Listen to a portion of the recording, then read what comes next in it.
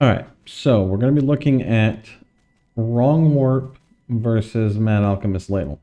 The biggest problem is, of course, the mana cost on Mad Alchemist Ladle. Wrong Warp is getting a 33% nerf to its spell damage per movement speed. That's not the most important part of the item. -5 spell mana cost and 60 spell damage on Wrong Warp is still phenomenal, and free haste is good. Free spell damage is good. I think it's still a good item. So we'll look at a boss DPS. This boss has 1 billion health.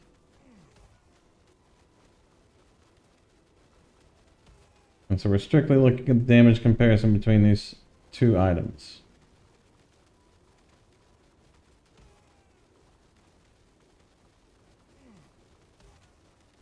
%, in the first 20 seconds is 100 million in 20 seconds.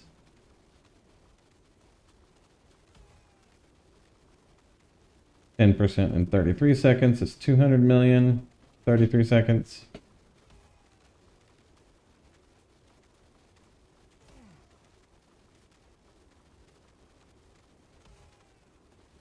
%, in 45 seconds.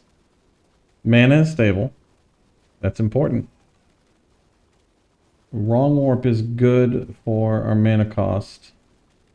We're dumping tornadoes out. 40% in a minute. And then we'll stop at 50 here.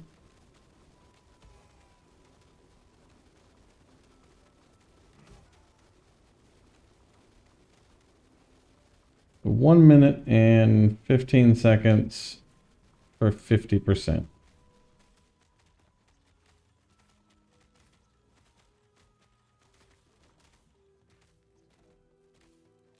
$6.6 million DPS per second. It's not too bad. And we are playing a tanky version of the build. So we have 4,300 life while we're standing still, and we have all of our stacks up. We have endurance threshold almost equal to our entire life pool. So we're always in endurance. And so tankiness is definitely the biggest benefit of this build. We're also running a little bit less damage because we are running tornadoes that are stationary, because the class is almost unplayable versus bosses with moving tornadoes because there's too many on the screen, you can't see anything. So we're taking a little bit of a hit to our damage for survivability and a little bit of a hit to our damage for screen visibility by using stacking tornadoes that are stationary and don't move. I would say probably 25 to 30 million DPS would be where you could take the build if you're okay with not being super tanky. But I think 6.6 million is more than enough to do the whole game. That's like 4.5 minute Uber Aberoth kill probably. Now let's look at where we're at with Mad Alchemist Ladle.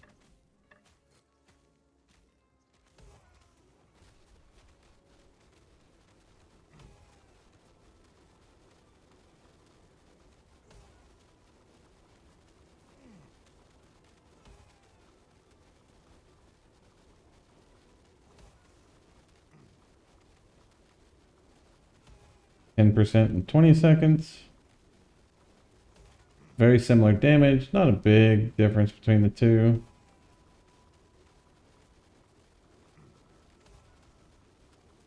%, in 32 seconds.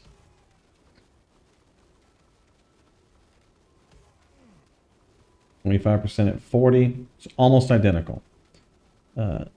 Really, I think the biggest takeaway from this is your selection of main hand weapon, as long as it has good / the right stats on it, is not going to play a huge role in your damage. And so we can see our mana is definitely suffering here. We're only able to spam for a minute or so. Realistically, on a boss, you'll be moving around, so that shouldn't be an issue. But if you do not have a ton of mana regen, you are going to see some suffering with this Mad Alchemist Ladle.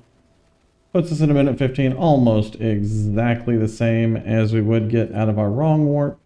Again, Wrong Warp is getting a small nerf coming up with the new season, but I don't think that's enough to really matter. I would say Wrong Warp is still going to be my recommendation, but you could use a Mad Alchemist Ladle. There's a few other options as well. You could use a Shattered Cycle Scepter. You could just use an Exalted Wand or an Exalted Scepter with the reduced mana cost. A lot of options for your main hand. I think you're going to be best off using whatever item you make the best or you find the best. If you get a 3LP Ladle or you get a 3LP Wrong Warp, that's probably going to be better than a 1LP version of either. So you have a lot of flexibility in this main hand slot. All right. Little 2000 Corruption run on the Tornado Shaman. Playstyle on the build is pretty straightforward. Drop tornadoes. Pick up loot. Nothing complex. Our mobility is okay. It's not phenomenal, but the fact that we can cast very quickly and drop damaging tornado totems, essentially, gives us the ability to move through maps at a fairly good clip. We do need to war cry constantly, so you should just be war crying on cooldown. It is very important to continuously war cry. War cry is how we keep our Maelstrom stacks up, which is how we keep our buffs up, which is how we keep our dodge up, which is how we keep up a lot of our buffs on our character. Make sure you do have your Spriggan out. He is pretty important, and so my health was dropping right there from just spamming tornadoes because I didn't have any recovery from the Spriggan. Now, we are cold conversion, so most of the stuff is going to be frozen, which should help to keep your Spriggan alive for a long time. They do die sometimes, though, and you do have to resummon them if they die. But as long as you've got tornadoes out, it's very likely that everything on the screen is going to be frozen, and so you don't really have to worry too much about him perishing.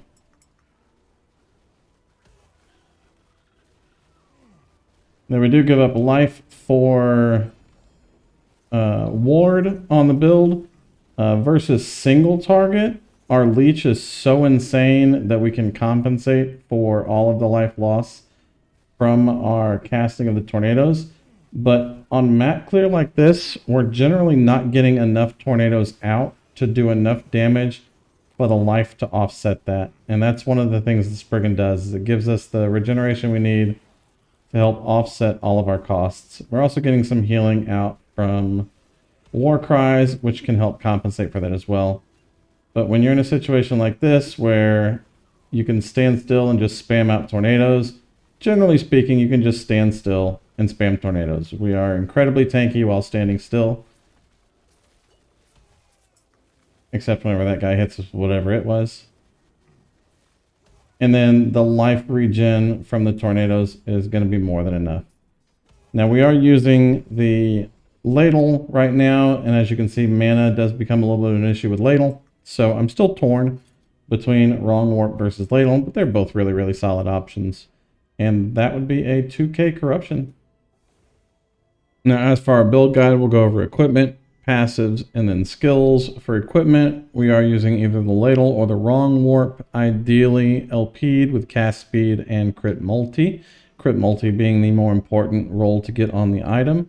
For a helmet, we are using an Ancestral Crown for the Endurance max health gained as Endurance threshold, and then ideally a T7 attunement with spell damage and health on it. And if you can, fracture or seal off lightning res as often as you can, because that does help with your mana regeneration. For our amulet, it's either going to be the True Sight Glass or the Wildfire Amulet. And I don't know which one is going to be best yet because I don't know the duration of these wildfire wisps. So the line is every second while in combat, your ignites are spread amongst nearby enemies and you have a 36% chance to create a wildfire wisp next to an ignited enemy. So for clear, this would obviously be straight wonderful, but so is just general crit multi.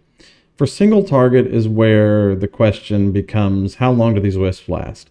If they last for 1 second, that's a 33% uptime on the wisps, which is 4% on average chance to repeat a skill, which is 4% more damage, which is nothing. If they last for 4 seconds, on average it's 12% more damage. If they last for 8 seconds, on average it's 24% more damage, so on and so forth.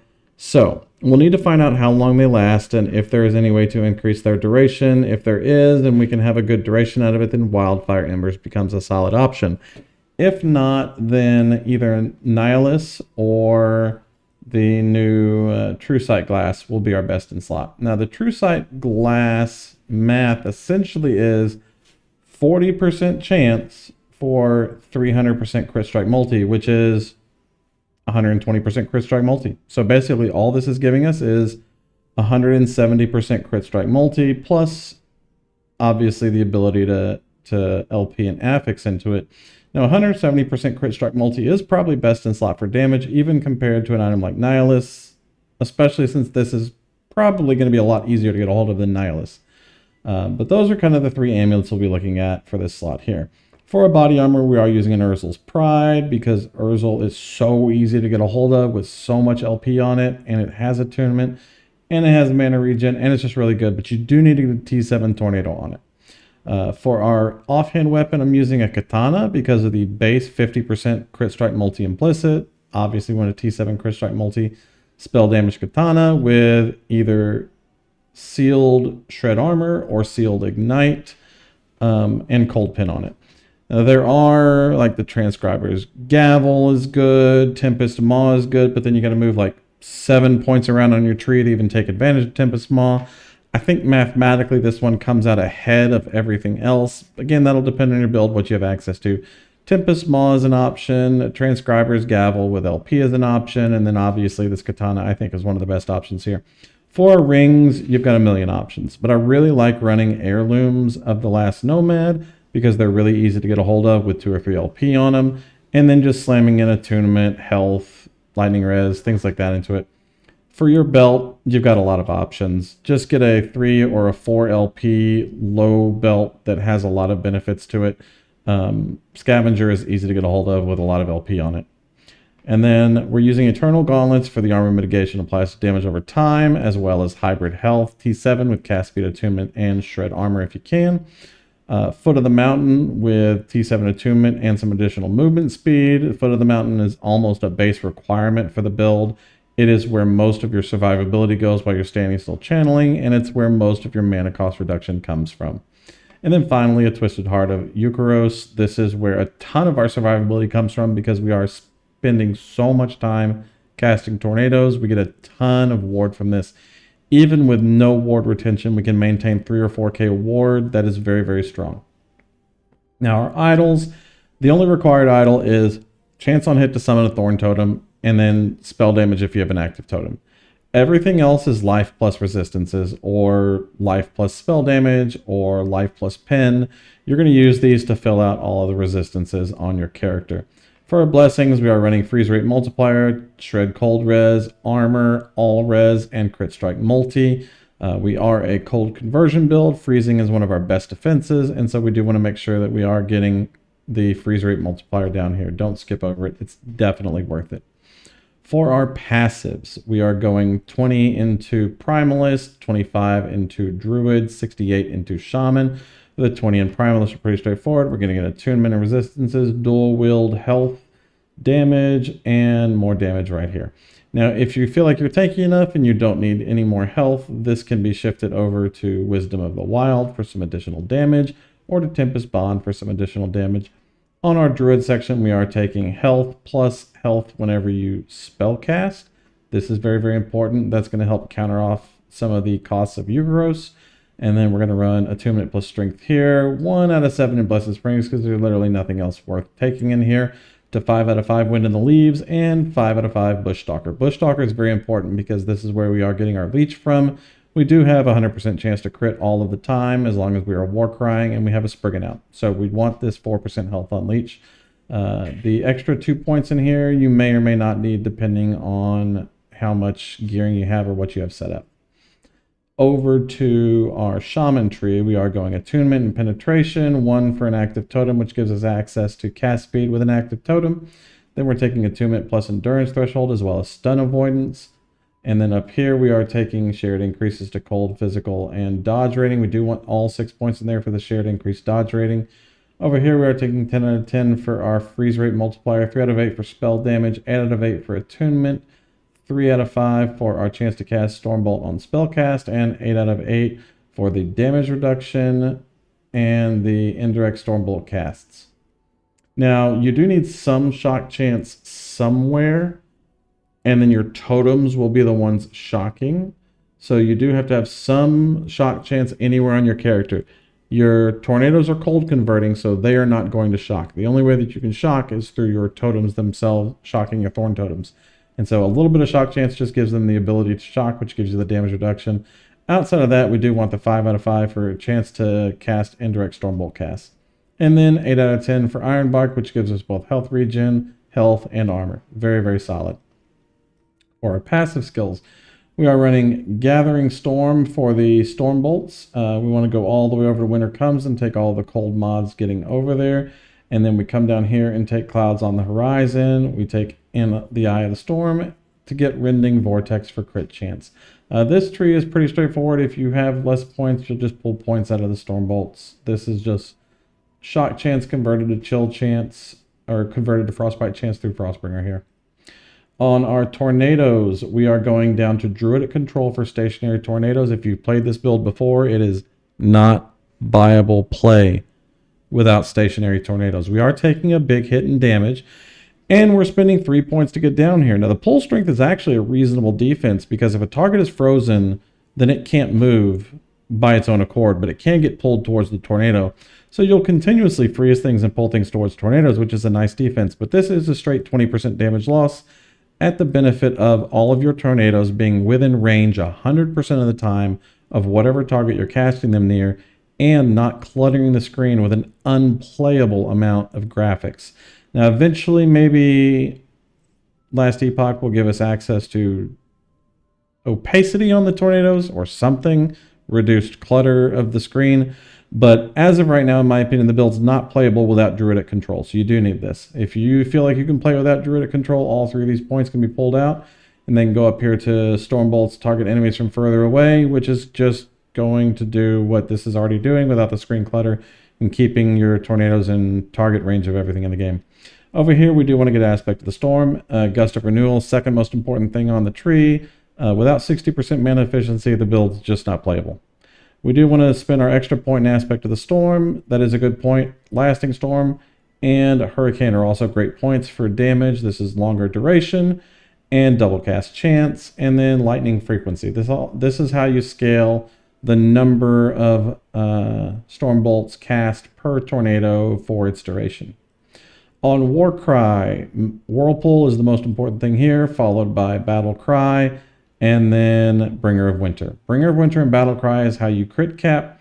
Whirlpool is how you have Maelstrom stacks, which also give you crit as well as dodge. And then over here on our Spriggan, we do want to make sure that we're 4 out of 4 on Aura of Retribution. We do want to make sure we have Aura of Evasion. We want to make sure we have 5 out of 5 Frostleaf. And then we'll put one last point here in our Boreal Vitality. Now, without these points in the defenses on your Spriggan, he is pretty squishy. He's going to die sometimes. But thanks to all of the freeze on the screen, he's not going to die that frequently. You can see even in 2000 Corruption, we had no problems with keeping him alive throughout the dungeon itself. Over on Maelstrom, we want to take our wheel all the way around here to Frenzy stacks and Haste at 6 stacks. We want 4 out of 4 mana efficiency, 4 out of 4 stack duration. We want 1 point in Energize just for the additional Storm Bolts we get out of that, but primarily 3 out of 3 for the dodge and 4 out of 4 for the global increased stun chance here. And that is how we're going to set up our skills on the character. As you saw, playstyle is pretty straightforward. If you have any questions on the build, drop a comment down below or come by Twitch or YouTube. I'm happy to answer them. This is the same build we ran last season with some very minor changes to things. Our equipment is roughly the same. There's a lot of flexibility in the equipment, which is nice. You don't have to run Urzels. You can run a Wrong Warp instead of a Ladle. You can run a Viper Tail, or a Thorn Slinger, or whatever 4 affix belt you can get your hands on. You don't have to run Heirloom with the Last Nomads. If you get a 4 affix Other Ring, run a 4 affix Other Ring. These are just some idealized pieces, but the flexibility of the build I think is one of the biggest benefits of the build. It's strong, it's tanky, it does great damage. I think we're netting somewhere around 6 to 7 million DPS out of the build with this setup, and obviously could be more with higher LP gear, better weapons, so on and so forth. But it's definitely one that y'all will enjoy thoroughly. Thank you very much for watching. Peace.